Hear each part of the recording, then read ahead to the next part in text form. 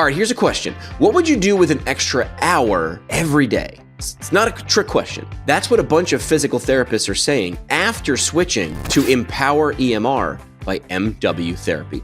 It's built on automation and AI. So basically, it becomes your clinic's co-pilot. It keeps your schedule full, handles billing like a pro, and cuts way down on paperwork headaches. But here's the kicker. It's not some generic system.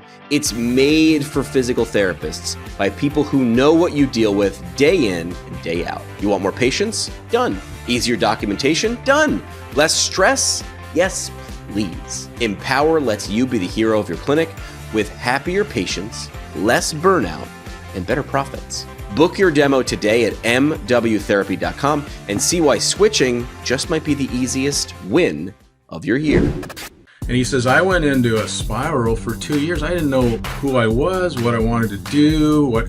He said it was just brutal. So he said, so now I learned that my identity shouldn't be a Navy SEAL. It should be something like I give back to my community, or I'm kind, or I help others, or something that no matter what happens, no one can ever take that away from me. Yeah. And I thought that was really amazing advice. Yeah. You've heard the saying, great leaders aren't born, they're made. But what actually makes a great leader? And more importantly, what have some of the best leaders learned along the way? For more than 8 years, Steve Anderson has been on a mission to find that out. As the host of Profiles in Leadership, Steve has sat down with over 200 guests, from CEOs to changemakers, to uncover the habits, insights, and defining moments that shape truly impactful leaders. But today, the tables have turned. In this episode, Steve joins us to share 10 of the most powerful leadership lessons he's learned from his time behind the mic. From game-changing mindset shifts to the kind of advice that sticks with you for life, Steve delivers some absolute gems that you don't want to miss. So, what does it really take to lead? Let's find out. My conversation with Steve Anderson starts now on PT Pintcast.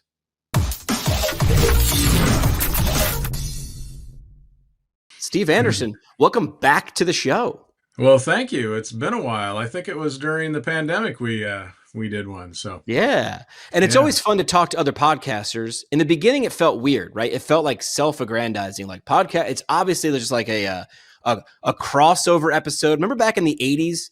They would do like character crossovers, like the Fonz would show up on some other show that didn't make any sense, but they'd cross over. There you go. And now I feel like people get it, and it's like this Venn diagram where people might have never heard of my show, and now they listen to yours, and vice versa, and it sort of works. Yeah, it does. Well, thanks for having me on. I appreciate it. So give people the 30,000 foot view if they haven't tuned in since the throes of COVID. You were the leader of I guess a decently large organization up in the Pacific Northwest. You had a couple clinics up there, and then you've done other things in terms of coaching and things like that with your insights. So what do you, when you're at a cocktail party and someone says, hey, what do you do, Steve? How do you answer? Well, I'll start from the current and go backwards. So what I do now is I'm semi-retired, but I do executive coaching. So I work with high-level executives, some in the physical therapy world, but not all. And so I do that coaching, and then I have my podcast on the side. And the podcast is called Profiles in Leadership. I'm going on 8 years now, which seems like a long time. Crazy. I've interviewed over 35 people, and which has, been very interesting, learned a ton. And then before that, what you're referring to, I was the CEO of Therapeutic Associates, which is a private practice physical therapy company in the Pacific Northwest, which I believe is still the largest privately owned private practice in the nation. I think they're up to about 110 or more clinics now. And it was a great experience. I was a CEO there for 19 years. And so I'm a PT, obviously, and started out in a clinic as a staff PT, became a clinic director, and then eventually was elected to the CEO of the company and did that for 19 years. Well, so obviously that experience for 19 years sort of qualifies you to give executive leadership advice to people, which is, probably not easy to come by, right? There's not many people who've done something like that for 19 years who are now also saying to someone who either wants to do it or who is doing it, wants to do it better. Not a whole lot of people who do what you do, I imagine. Well, it's interesting you say that because there's a million business coaches now and leadership Sure. coaches and whatever. But it is. I always do scratch my head sometimes when I see, a business coach. This has never run a business. A little So odd. it's kind of A interesting. little So odd. I do hope that it gives me some insight, experience, and knowledge. Boots on the ground type of thing that I think is valuable. And you can read the books and hear the speeches and all that, but experience, I'm not sure you can buy. So that's just something that you either have or you don't. Yeah. You've been there, done that, fallen into a trap, figured out how not to fall in that trap. And that's what you buy with insight is that Yeah. person has seen and done. Even if it was 25 years ago, I imagine things like AI. Well, that how does Steve Yeah. understand AI? But you're saying, Yeah. okay, there's a new thing that's come on. How is my business going to react to it? It doesn't matter if it's AI or something different. I imagine the thought processes, at least, maybe not these steps, but the thought processes are probably pretty similar. Yeah, yeah, and two thing, another thing that people pay me for, and they don't probably realize it when they hire me, and sometimes don't even realize it when I'm working with them. But I feel like I have experience, so I know a lot. But what you're also paying for is I know a lot of people, so I can say, hey, I don't, maybe I'm not on the cutting edge of AI other than what we all know. So here's a guy that I know that I've talked to, and then I can make that connection and make that introduction. Right. It's So, when people watch Shark Tank and they go, well, yeah, of course they're getting money from Cuban. That's valuable. I go, yeah, but they also now get a warm introduction. They know now they know what Cuban knows and they get to be right. introduced to people Cuban knows. And instead of you having to Google how to solve this problem, Cuban's like, I own a company that solves that problem. I'll get you a good rate and I'll introduce you to the manager. So it really is, your network is your net worth. Yeah, absolutely. And I'm not sure people appreciate that till they experience it. So, yeah. Right. All right. So I've done a little bit of media consulting, and I'm going to say a statement, and you tell me if you think it's true or not. Okay. I went into doing some media consulting with PT organizations, and I thought it was going to be 90% communications and 10% psychology. And what it wound up being was 90% psychology and 10% media. Is that Yeah. similar? Oh yeah, I think so. I mean, Wild. I focus pretty. I have a niche, which is leadership, training or development. So it's like helping the person I'm working with become a better leader, helping them work with their executive teams to communicate better, working with how to grow more leaders within their organization. And that's all that's all, as you say, psychology, communication, human Yeah. nature, understanding personalities, understanding what resonates and what doesn't, and that type of thing. So yeah, that's kind of my niche, and yeah, I love doing that.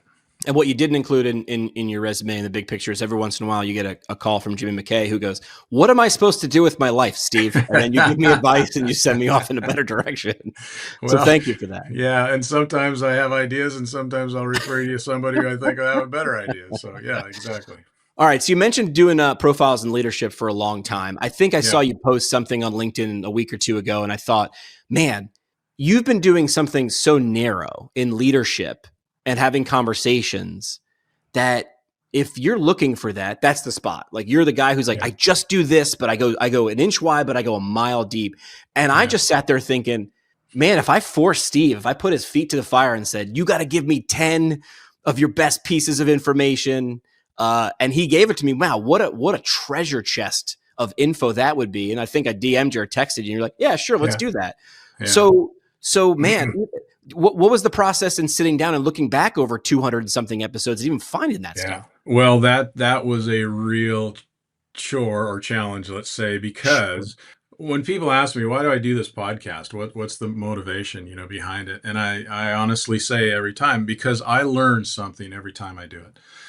Every time I do an interview, I learn something new, and I didn't know that, or that's so interesting. And I'm a curious person to begin with. So, So I started going back and looking, and it's like I knew here I could have had maybe 250, impactful insights, but I tried to narrow it down to 10. Obviously, didn't have the time or the bandwidth to re-listen to every single one of them. Sure, sure. But the ones that I do remember that stuck in my brain, I wrote down some ideas, and so I'd be happy to share them with you. All right, hit us with number one. And if someone's being left off the list, doesn't mean Steve doesn't like you, of course, because people have asked me my favorite episodes, and I'm like, I'm not going down that road because I feel like Yeah, I'd leave people off.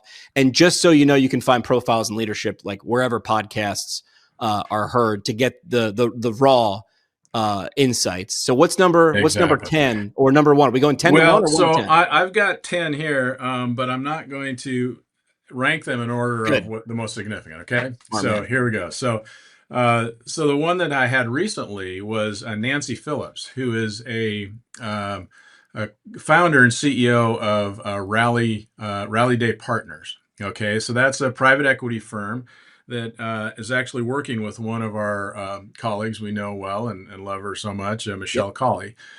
And so I was trying to push her, like, okay, you're saying all the right things. I get it, whatever. But when it really comes down to it, isn't it all about making money and getting the best return on your investment?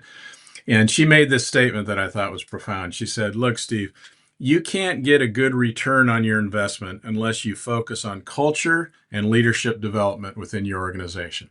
And as I told her, that's speaking my language because I've been promoting that for years and years and years and years that, you got to focus on the people and the culture and the leadership development and things like that. Then your profits and your success will come where, I think sometimes people get so focused on the numbers and that they forget about that kind of stuff, and that's why people feel pushed and burnt out and not part of the organization decision making process and so on. So coming from her, who's in that world, I thought that was very profound, and I thought, wow, if they all felt and talked like that, you'd probably Sure. be in a better spot. And private equity is something that I haven't really been involved with a lot, but these are people who come into an organization, and you correct me if I'm wrong. I'll give you my B Okay. minus version. They come into an organization and they look at what's there, the culture, the people, the land, like what do they do, how do they do it, and who is involved in doing it now. And then Right. they say, could our expertise and our funding make this thing go better? Or could we be an element that we add so that that organization and our private equity organization both benefit from that? How'd I do? Yeah, no, that's fine. And often what they do then is then they say, okay, so we're going to be in this business for say 3 to 5 years.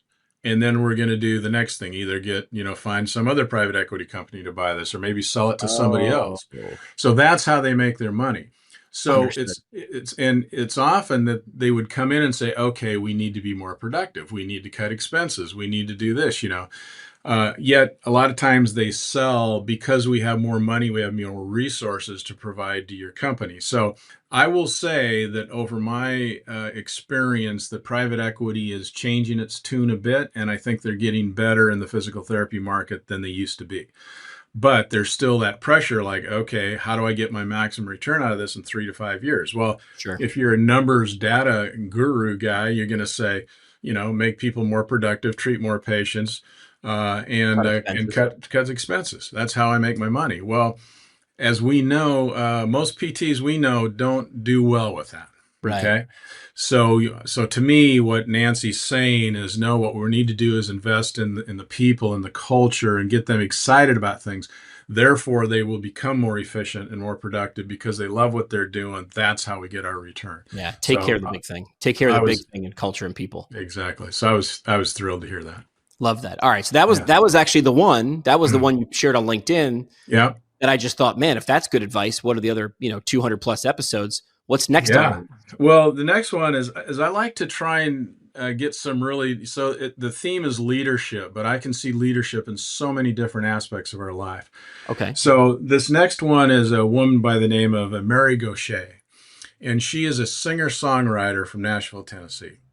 And I saw her at a TEDx event in New York once, and there's just something about her that I thought, this woman is amazing. So I DM'd her on Instagram, and believe it or not, she answered me. And so here she is, and what she kind of does is her, to give back to the community, so to speak, is she sits down with wounded warriors from the military, and they're having trouble with PTSD or whatever. Sometimes they have these horrible things they're dealing with, and then she spends a weekend with them at a songwriting workshop, Huh. and they write a song together about their story, and then she plays it and often records it, and when they do that, it just gives voice to what they went through, and it's just very profound. But anyway, she's an amazing artist in person. And so her quote, we were talking about imposter syndrome, Mm. and she says, even in music too, we have imposter syndrome. Like, I'm not that good, or people are going to think, gosh, do they like this? Do they not like that? They're going to think, whatever. So they have it as well. That we talk about all the time in the business world. And she said about imposter syndrome, she said, it's just an ego problem. She goes, I'm just trying to be, to be of service and connect with people. I don't think ranking people by value is a healthy way to look at the world. So she just says, man, I'm going to connect with this person. I'm going to provide a service that I can maybe do for them. And between those two things, if I do that, then I'm good. I don't have to get 7 million followers, or I don't have to do this or that. I connected with a person. I made a difference. That's what it's all about. So, Ironically, if you want 7 million followers, doing what she does is the way to actually get there. yeah. Focus on one person at a time. Yeah. Share one good minute with 7 million people. That's how you get 7 million people to buy in. And it's not that different than what we just talked about with Nancy Phillips said. Correct. Because you're focusing on that one person doing that one thing, and that translates to bigger numbers. So, yeah. And what was her name again? Her name is Mary Gaucher, and it's spelled, I think she's from Louisiana, probably Cajun country. It's Gauthier. Somehow that spells Gaucher. All right. So, I like that.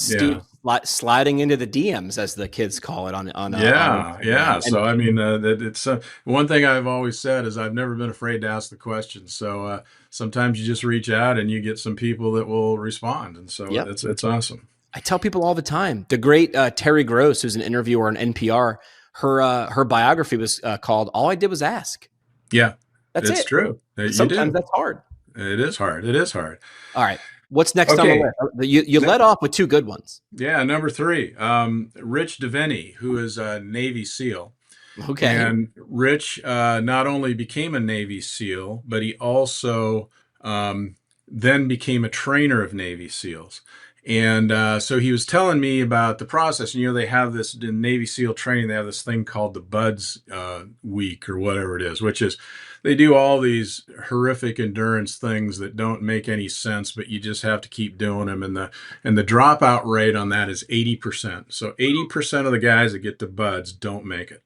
And getting there isn't easy either. And so getting there is not easy either. So he said that, I said, well, who makes it? Who becomes a Navy SEAL? And his answer, I thought, was perfect. He said, I can always tell when someone's going to make it, when they make the step between worrying about their own suffering and worrying about the guy beside him and helping them get through their suffering. When a guy makes that step, that's the guy that'll make it. Says and a lot.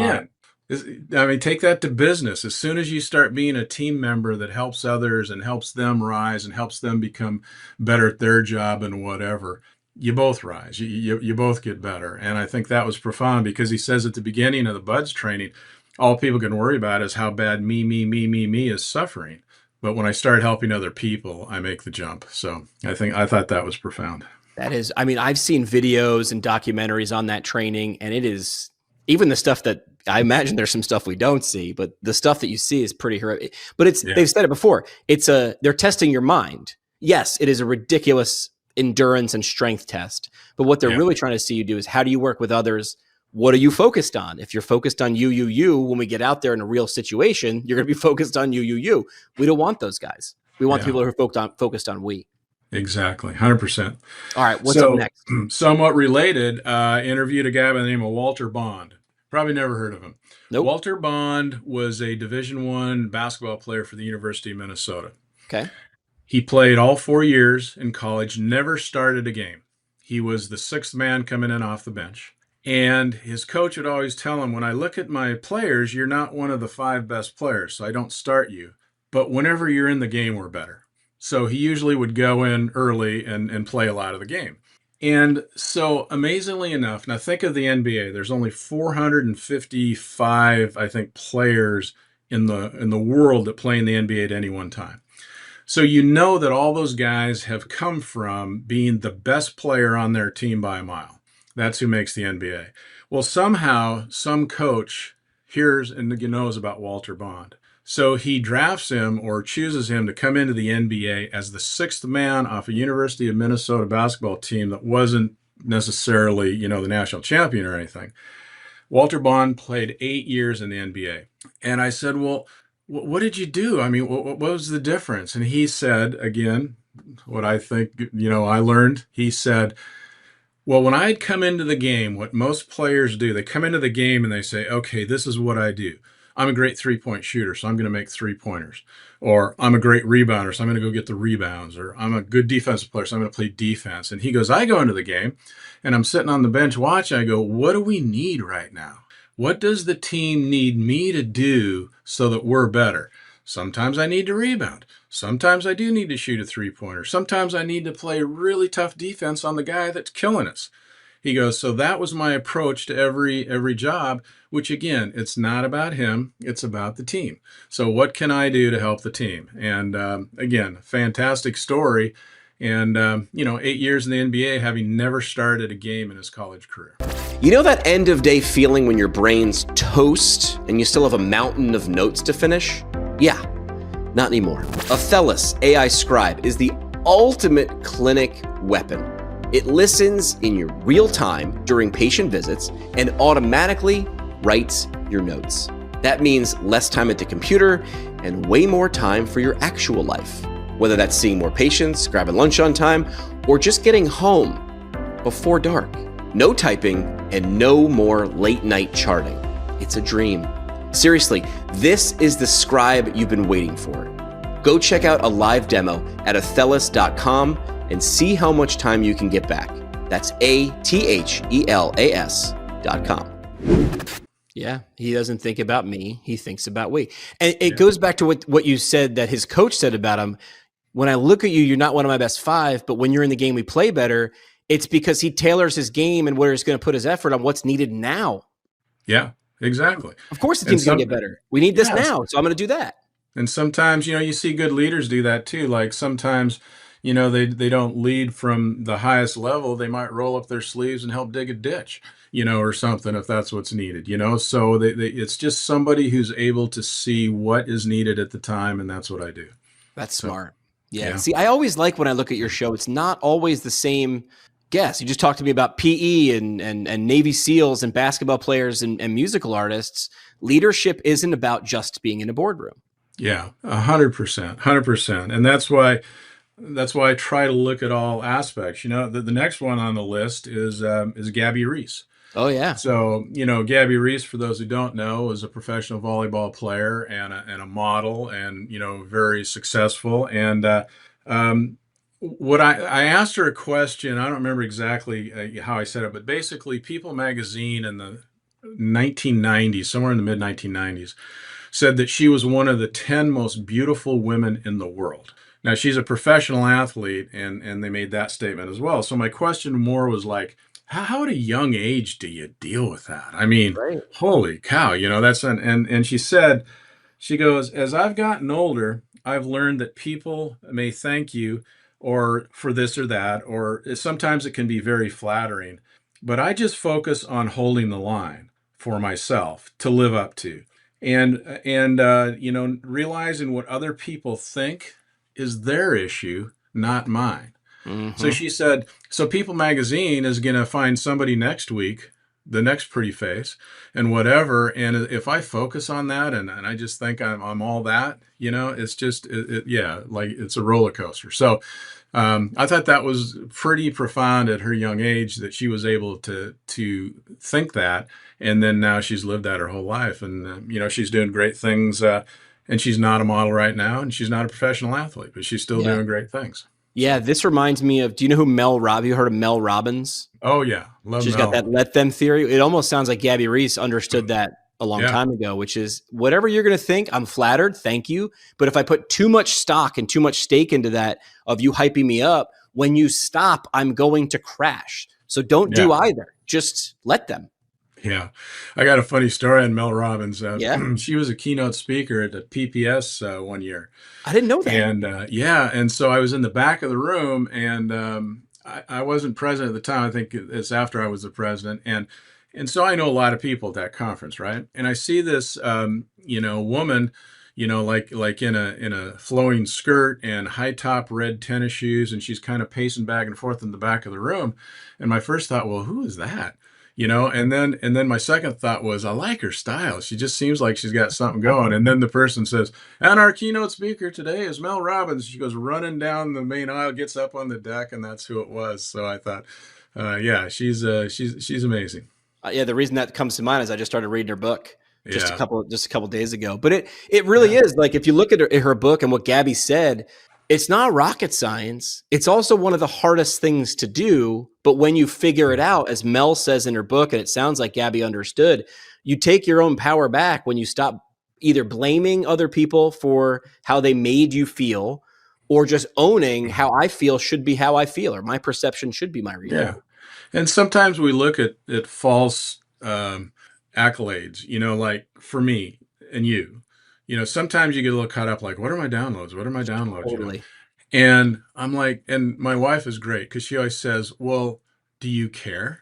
And I go, what do you mean? And she goes, well, if you had 10 times as many downloads, would it make any difference what you're doing? And I go, no. And she goes, well, why do you do what you do? And I go, because I love it and I learn something every time. She goes, then forget about the Yep. downloads. It doesn't really matter, I did some and I did yeah, some I did some media training the other day. Someone found me through LinkedIn and asked to talk to me, and she's trying to become a media writer.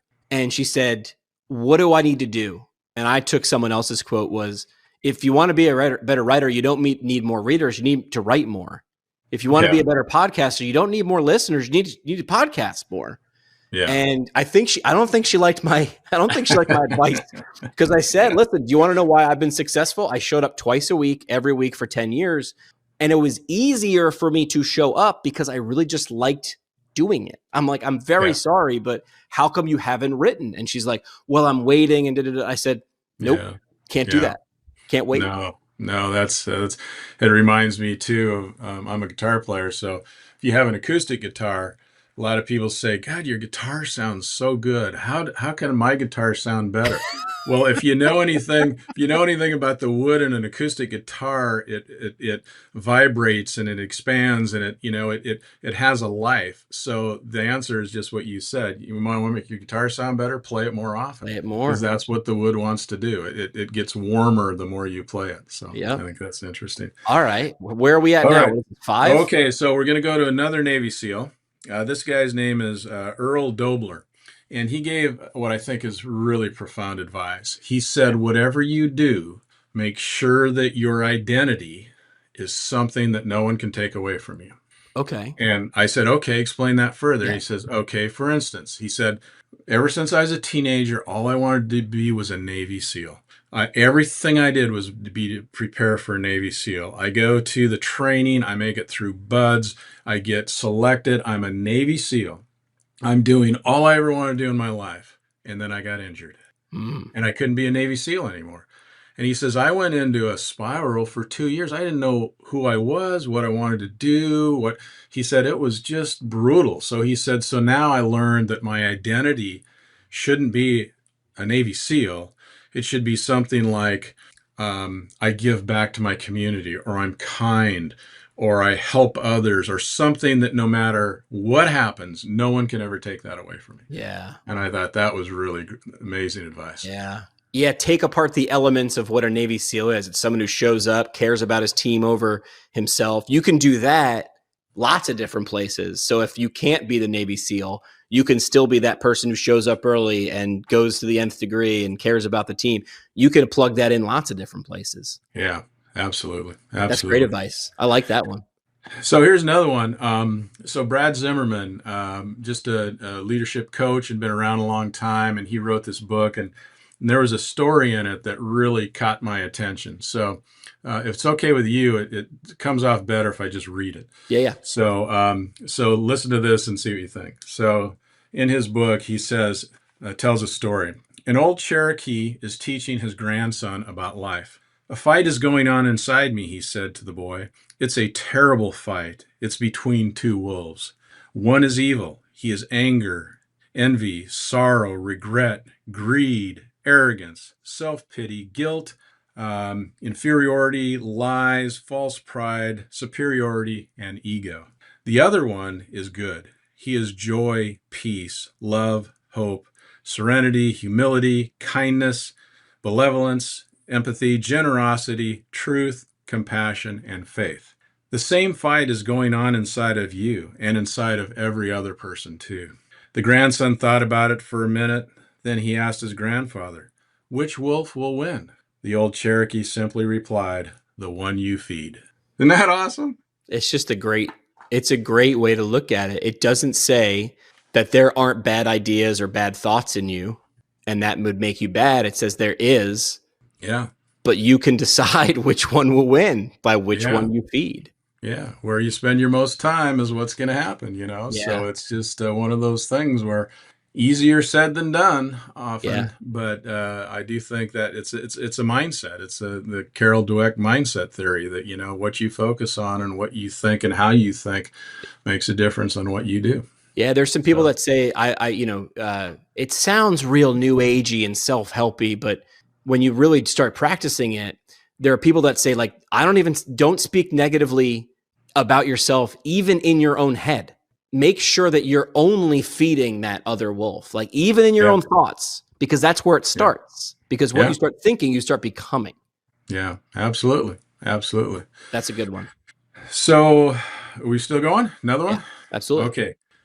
Daniel Pink, who I did a long time ago. And so there were a lot of good ones out of that one, but one that I thought was interesting is he said, great leaders are incredibly generous with their teammates.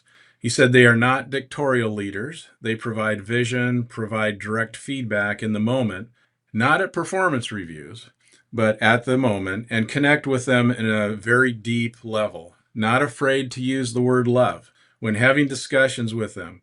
To show that empathy and that caring and whatever. And he says that, and then just genuinely ask their opinion and listen. Again, not anything we haven't heard before, but I think it's true. And then we went into a real deep discussion too about what I felt for a long time is that a lot of CEOs of companies often come up through the finance side of things. And in the finance world, there's a lot more left brain thinkers than right brain thinkers.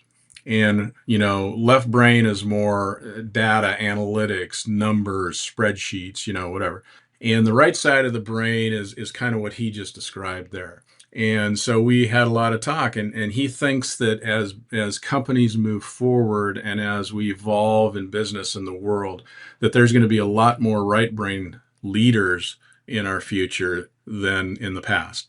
So I think the right brain leader is getting a lot of traction in the sense of these are the leaders our companies want because they help us discover purpose. They help us work together as a team. They help us give back, to our communities. And it's not all about the numbers and the spreadsheets. So. Yeah. We dealt with this a lot in radio. There were very much left brain, right brain.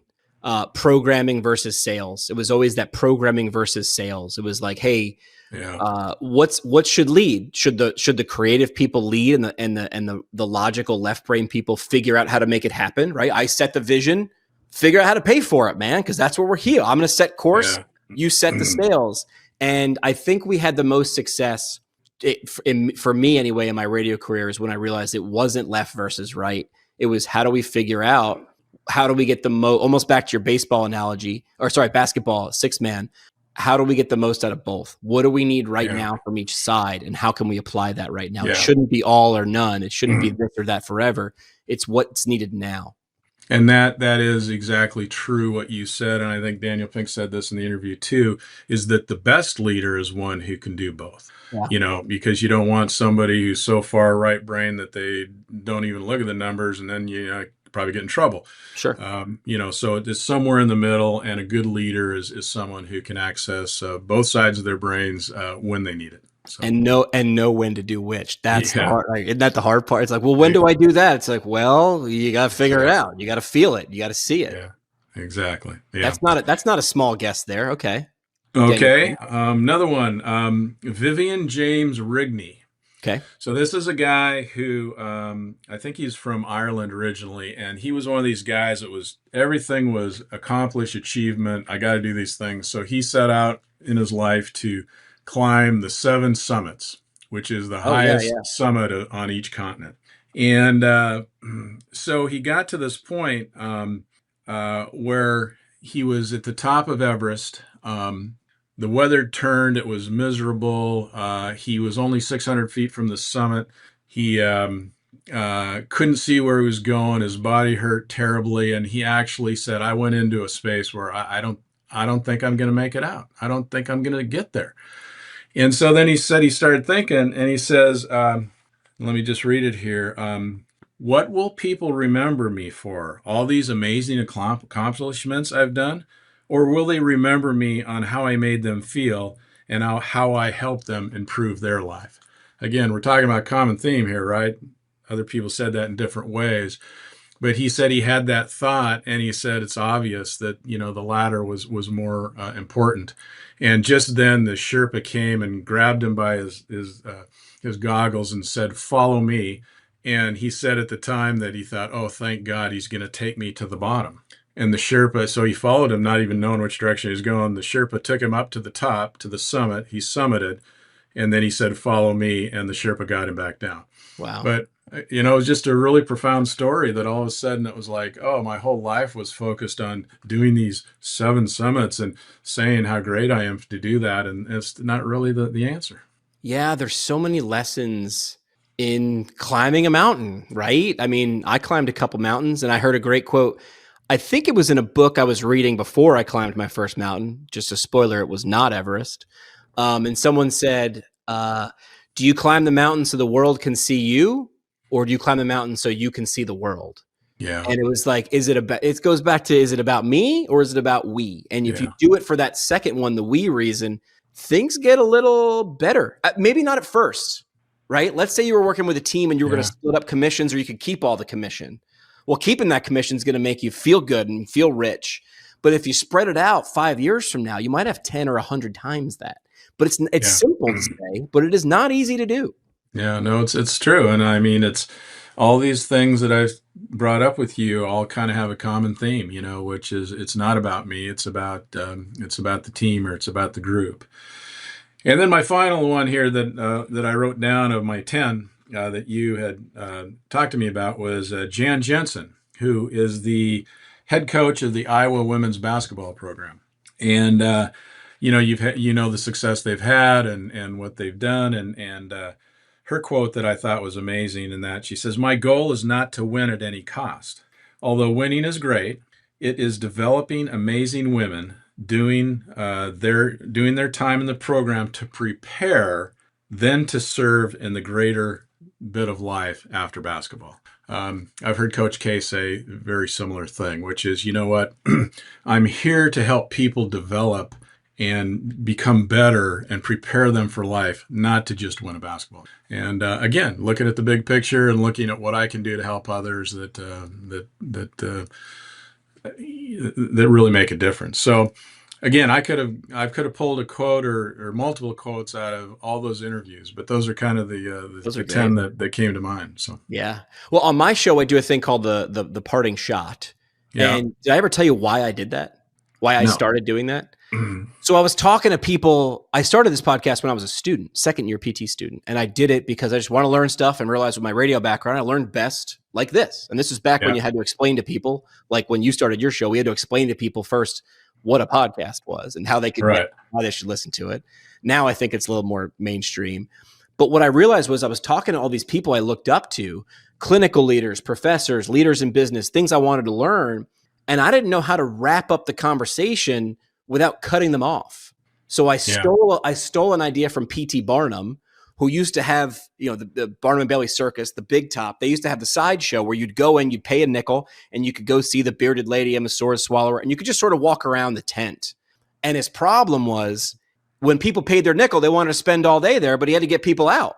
So he put up a sign that said, an arrow on a sign that said, see the egress around the corner. So people would get to the end and see the egress, and they'd walk through it. And egress, of course, is exit. So he changed the speed, the meaning to make people enticed about the exit. But I did parting shot because I wanted to sort of say, hey, listen, that was great. Let's wrap it up. But give me one overarching idea or sentiment, because we know when people at the end, they'll pay attention. You've got their attention. What would you want your parting shot to be? What's something that maybe was a common theme amongst all these 10 ideas that you shared with us today from your 200 episodes of Profiles in Leadership? Gosh, parting shot. I would just say that people are amazing, but they are more amazing and accomplish greater things when they focus on helping others reach their goals. Like one of my mantras has always been, what do I do? And I always say, I help leaders grow. And so, if it gives me the greatest amount of joy, if I can see other leaders start from, here and get to there, and that just warms my heart, probably even more so than seeing what I've been able to do, So I think that if you can just focus on all these things we talked about today, kind of relate to that same thing. And one other thing I might say is, copying somebody is the greatest form of flattery, right? So you were ahead of me, so I copied you too. So I needed something that I could say at the end. So in my interviews, I say the same thing I say. At this point in the interview, I always ask my guests the same common question. And that question is, in relation to leadership, what is a pearl of wisdom that you can leave us with today? And, again, great quotes, great things. And so it's very similar to your parting shot, but it's something that we could kind of end the show with and whatever. Good artists borrow, great artists steal. Picasso said that. And he wasn't too shabby. Check out Profiles in Leadership. Just Google Steve Anderson. He's had a track record. He doesn't really have to tell you about what he's done. He can sort of just point to a few things and show you. And show trumps tell every single time. Show is better than tell. So, Steve, thanks for doing what you're doing, and thanks for doing it here on the show. Well, thank you for having me, Jimmy. It's always a pleasure, and I enjoy seeing your continued success. So keep on rolling. Perfect. You ever wonder how those rock star clinicians seem to just know what to do? Like they've got a sixth sense in clinic. Well, here's the secret. Brooks IHL. Their residency and fellowship programs for PTs, OTs, and SLPs are where clinical skills meet elite mentorship. We're talking 150 hours of one-on-one mentoring, lab training that's immersive, and real-world experience inside Brooks Rehabilitation's top-tier system of care. And unlike some programs where you have to put your career on pause, Brooks IHL pays you a full salary while you level up. Their grads consistently outperform national board pass rates, and most of their mentors, they've been through the program themselves. If you're serious about being a clinical expert, this is the move. Go to brooksihl.org and check out all 10 program tracks. The next level of your career is waiting at Brooks.